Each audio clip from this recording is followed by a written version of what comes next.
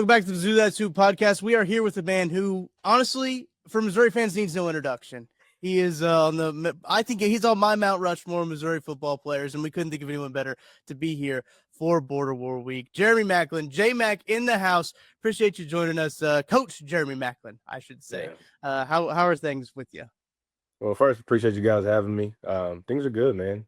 Just gearing up for this week, and getting ready to come down to the game this weekend as well down in Mizzou, and couldn't ask for a better week. So I've heard a rumor that like everybody's gonna be there. It's gonna be, listen, the elite, the elite. I've gotten a lot of texts. I think it's huge getting this game back and getting this rivalry back, and just for what it means, not only for both schools, but just for college football in general, with everything changing and the landscape, and we're losing so many great rivalries in the process of it all. So to have a chance to get this one back is pretty special. Well, that's kind of what I wanted to start off by talking about, is just having this rivalry back. The SEC kind of shifted some scheduling things early in the year to take impact next year, so you can still have a powerful rivalry. How does it feel like being around the program, being around like the Mizzou country, and having the Mizzou KU rivalry back as a former player? How does that feel for you? Man, it's great. The one thing is just getting the current rosters to understand the significance of it. I thought Drink did a great job with bringing people in and getting people to tell their stories and share their experiences about what this rivalry actually means. But yeah, I'm here in St. Louis, so you hear the buzz, you hear the talk. People are excited about it, and I'm excited that it's a home and home. I love being able to have that game, in front of our fans, and then for them to get that game next year in front of their fans. So it's pretty cool. What are your thoughts on? I've heard like rumblings of like some people would like it to be like home, Arrowhead. Home, Arrowhead. If the rivalry were to continue, like, did you enjoy playing? Because you never got to play that in Lawrence against Kansas. So did you like playing in that neutral site, or would you rather be home and home? Listen, it was great. It was cool, especially for where the two programs were at the time. I think both of them are at the height of their kind of their peaks, and so it was really cool to see that stadium, to see the atmosphere, to see it kind of split down the middle.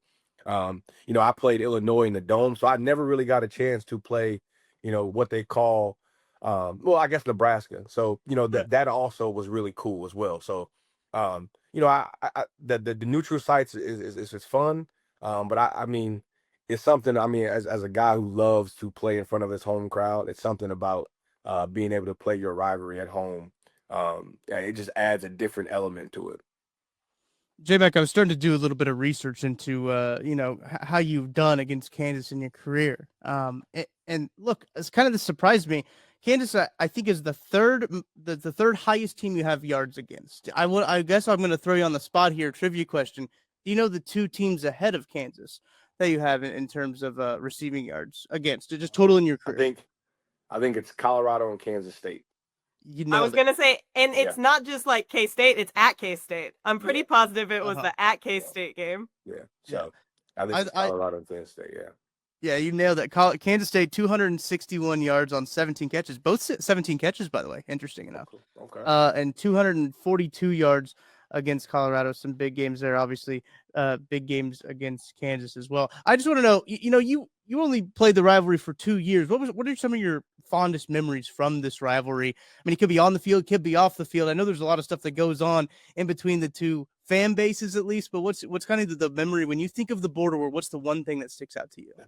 What's crazy is you're so locked in as a player that you don't really see all the peripheral stuff that's going on. I know there's a lot of stuff that goes on between the two fan bases, the two schools.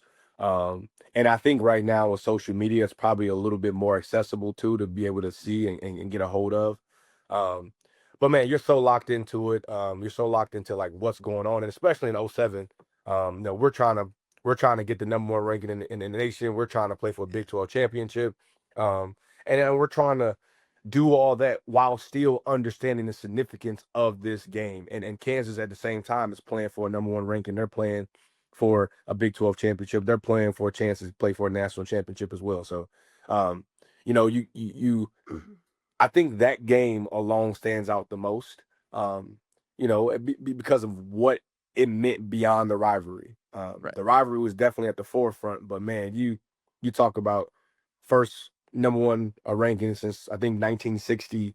All these other things, a chance to play in the Big 12 championship, a chance to get another crack at Oklahoma, who gave us our lone loss earlier in that year.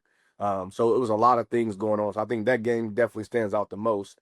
And then the next year, on paper, we were by far the better team, and that's what happens with rivalry games, right? You don't come to play, you don't play your A game, and you get nipped. So, it's one of those things where, um, when you do go there and you play this game, man, and I was talking to somebody the other day, you can throw records out the window, you can throw expectations out the window because this game is truly rivalry games are truly kind of one of their own. And I was just saying the other day that Mizzou, hey, we're playing for playoffs. We're trying to get a playoff berth. We're trying to take that next step. I hope that the game inside the locker room doesn't mean more to Kansas than it does to us because of what our expectations are. So I think Drink did a great job of trying to get out in front of that. But I think as a fan, if there's one thing that I'm kind of, you know, worried about a little bit is that, hey, this game is their Super Bowl. Our Super Bowl is trying to make it to the college football playoffs. And I hope that doesn't get caught up in the mix of that. But at the same time, that you can't lose an out of conference game in the SEC if you're trying to get to the college football playoffs. So hopefully that's also the motivation we need as well. Kind of back on that, like preparing for your rival. Like, would you do anything different to prepare for a rival? Do you do anything different now, like as a coach, to prepare for a rival? Is it all kind of just like you do the same thing every week and just play your type of game? I think as a coach, I think it's just attention to the details, right? It's the small things that I'm not gonna say you let kind of slide in the normal week. But maybe it's a little more like, hey, it's a 6-inch step, not an 8-inch step. And maybe it's a little more like that. I do think that kids, young adults, I do think, at the time you can sense like if your coach is a little frazzled or if he's a little kind of caught up in the moment, I think you can sense that. And sometimes that's not always a good thing. So I think as a coach, you kind of coach and you do things the same way. Us players, man, we're gonna go out there and practice like we're preparing for any other game. But like I said, I do think that just having the knowledge and the background of what um, it means to both schools is definitely a good thing. I honestly don't think that you do that during the game week. I think that, like I said, I think Drink did a good job of getting all that out there in the summer and leading up to the season. But I think as a player, while you understand what's going on, you still prepare the same way. I want to ask you about that. What are some of the things that the Drink has done? We've heard a little bit of like what he's brought in, maybe a historian here and there, but have you heard anything specifically else outside of that of what he's done to kind of help these guys? Because I mean, look, the last time this rivalry game was played, like these guys were in elementary school, like so they would have no real reason to know anything about the rivalry game. What else has he kind of done other than like bringing in a historian? Yeah, I think so. I think he did that. I think he did a lot of, videos and film stuff. I think he did a lot of like just reading some of like the stuff going on in the world of how this even originated. Because like I said, this is way deeper than football. If you really go back and you think about the history of it. So I think he just made him very aware of like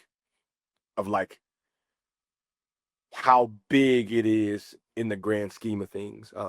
Yeah. But yeah, from what I was told, he brought in people to talk about it. He showed a bunch of clips, a bunch of videos.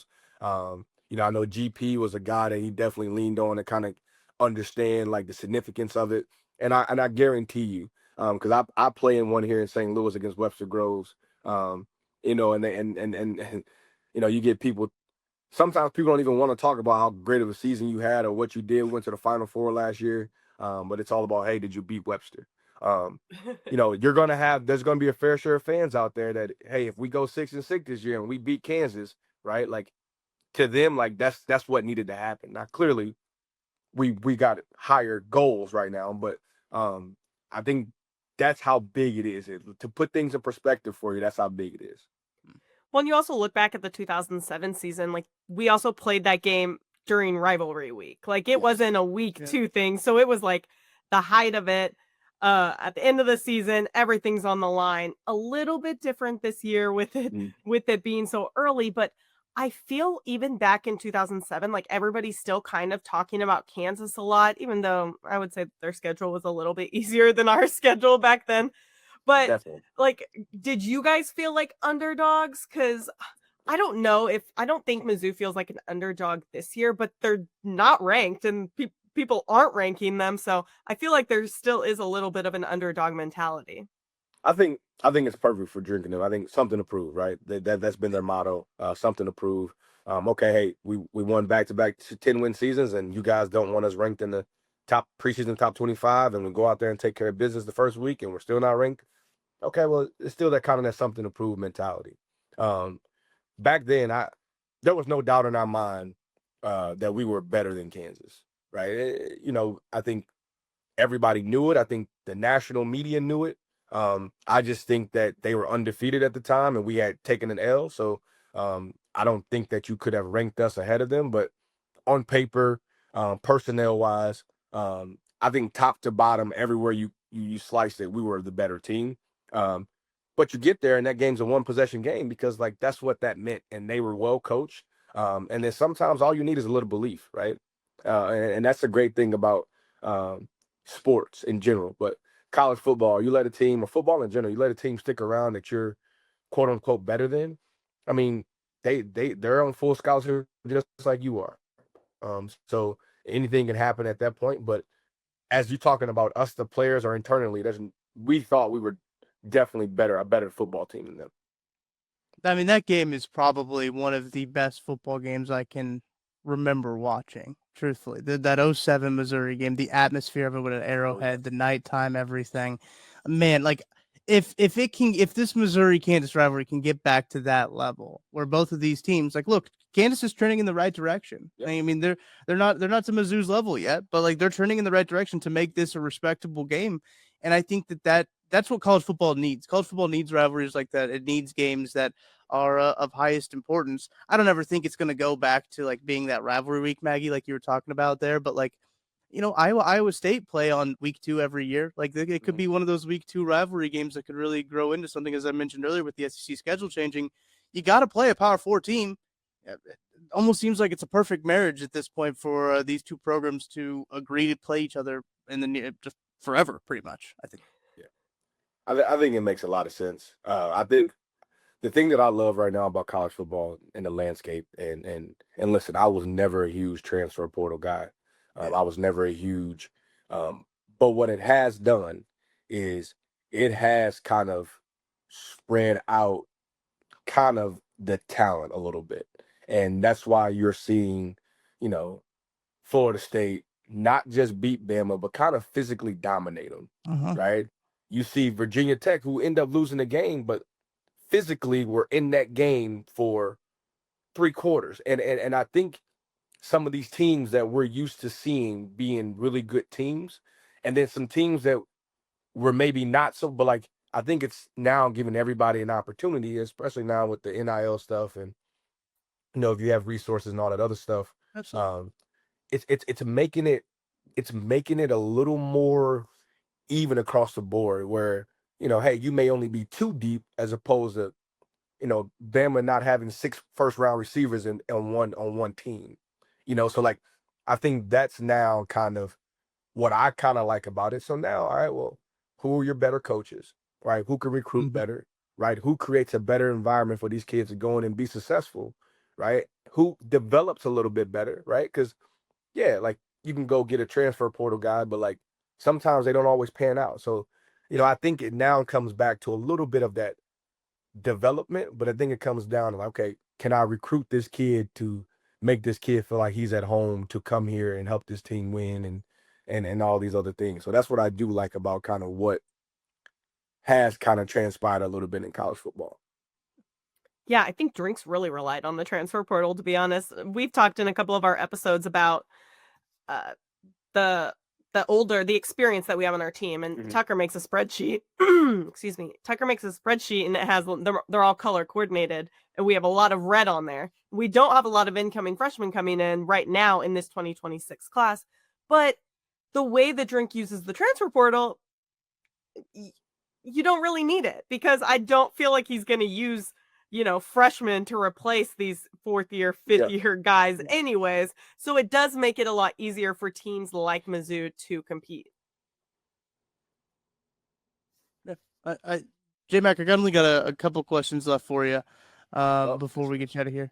We do appreciate your time spent out here. As a Mizzou fan who is also a Chiefs fan, awesome. Love to get to talk to you a little bit, and also the little crossover there for playing for the Kansas City Chiefs and everything like that. But I got to ask you about the wide receivers on this Missouri football team, because they've had some pretty darn good wide receivers. They got a darn good wide receiver coach as well, Jacob Peeler. What do you think about the core that they have? Just, it seems like from top to bottom, from the upperclassmen to the lower classmen, they got dudes all over that roster. Yeah. Well, first of all, I'm a big fan of Peeler. I think he's a really, really good coach. I think they have I think their top three is the perfect blend. I think you got Coleman, who's kind of your do-it-all. He can get downfield. He can move the chains. I think you got Johnson, who can clearly take the top off. Can do some other things, can get some jet sweeps and things like that. Elite speed. And then Manning's kind of your bigger body. But, I mean, people don't, like, I was telling people last year that he's a baller. He just hasn't had the opportunity yet to show that he's a baller. And I know they got some young guys in the midst. I know we got a transfer from a bigger body guy from Illinois State. So I'm interested to see how we incorporate everybody else. But those three right there, man, I think they complement each other so well.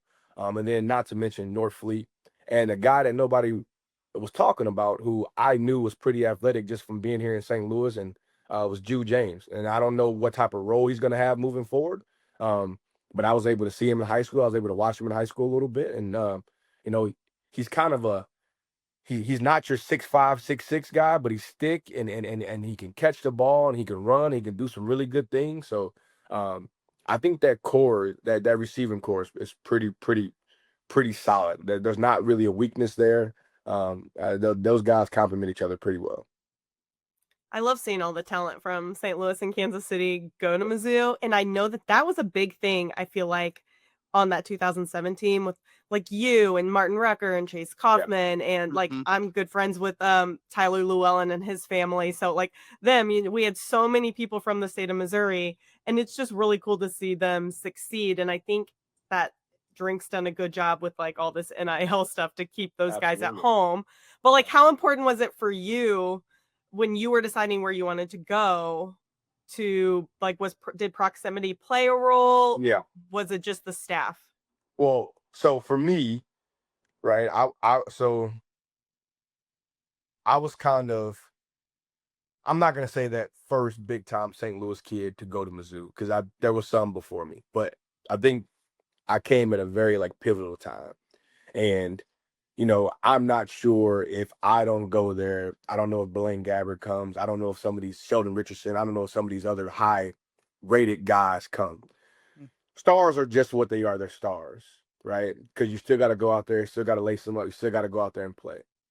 But I think that for me, Coach Pinko and his staff, like, that was home for me, right? I originally committed to Oklahoma. I went on a visit there. Bob Stoops had all his rings sitting out and the trophies, and I was basically in awe, right? And then Coach Pink was like, "Hey, Jay, like, I just want to let you know, Coach Pink and Coach Ford, hey, we're gonna still recruit you, right? Yeah, we're gonna back off a little bit because we want to respect your wishes, but like, we're gonna still recruit you because we really want you to be here at the University of Missouri." So it was a home state school. I was going down to games. And the more I went down there, man, the more it just felt like home. The more it felt like home. And I think that's credit to Coach Pinkel, his staff, Coach Ford, Coach Hill, Coach Yost, Coach Christensen. Like, I couldn't have asked for a better group of coaches, for what I was looking for at that time. And then, of course, yeah, you wanted to stay at home and family come out and watch you play. And,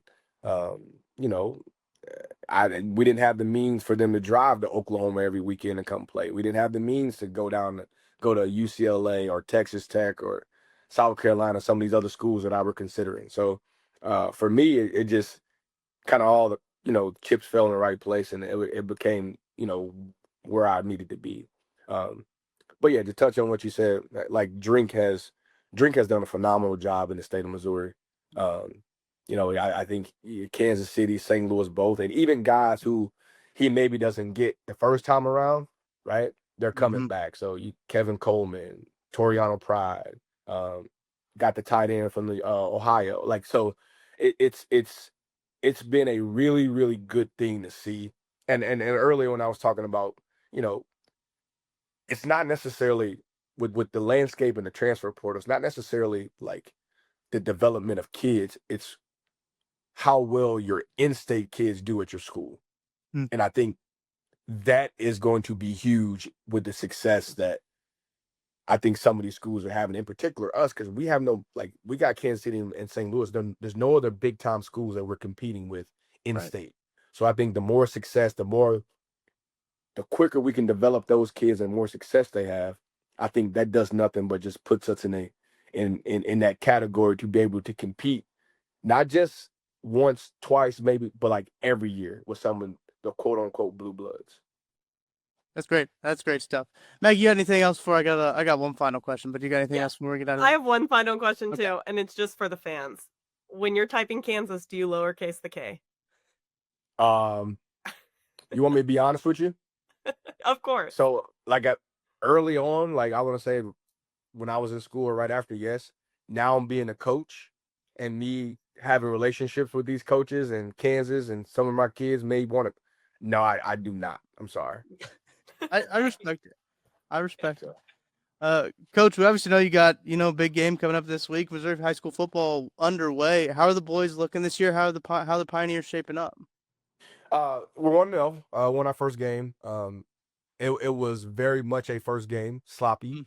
So as a coach, you got to go back and you got to correct some of the things that you need to correct. I always give credit to the other team. But we just were sloppy. So, there's a standard and there's a way that you do things, and we did not play up to that standard. So that starts with me. So I always take the responsibility because it is my responsibility. So, those are things that we're trying to, carve out this week, and hopefully go out there and put a better display of the type of football we want to play on the field. Defensively, we were great. Offensively, we were not so great. So, love it. Appreciate the honesty. Appreciate the time, Jeremy, for hanging out with us, talking up on some Border War Week. So we're going to take a break. We'll be back with more Mizzou That's Who right after this.